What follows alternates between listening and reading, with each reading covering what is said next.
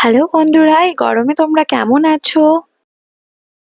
বুঝতেই পারছি প্যাচপ্যাচে গরমে ভালো বলাটা খুব কষ্টদায়ক। আমিও এই গরমে ভালো বলছি খুব কষ্ট করে। আশা করি তোমরাও ভালো আছো। তো আমি আজকে যে ব্লগটা তোমাদের সাথে শেয়ার করছি সেটা হচ্ছে মাম্মা যাচ্ছিল আমার পিসি শাশুড়ির মেয়ের বিয়ের পাকা কথা বলতে।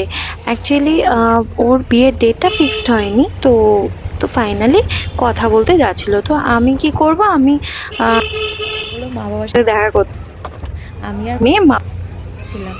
তো এই আমরা গাড়িতে উঠে গেছি, যাচ্ছি।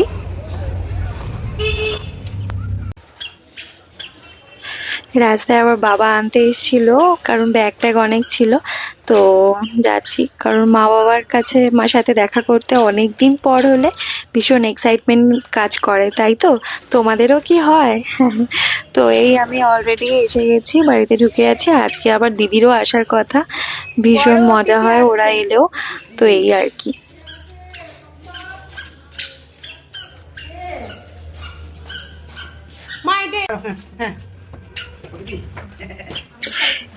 গিয়েই ওখানে ঘরোঘর করা, দাদানের সাথে খেলা শুরু হয়ে গেল ওর। বাবারও খুব ভালো লাগে ওর সাথে খেলতে পারে। তো এই আর কি, বাবার ছুটির দিন ছিল, যে রবিবার ছিল বলে, তো অনেকক্ষণ খেললো। এই যে খেলা শুরু হয়েছে।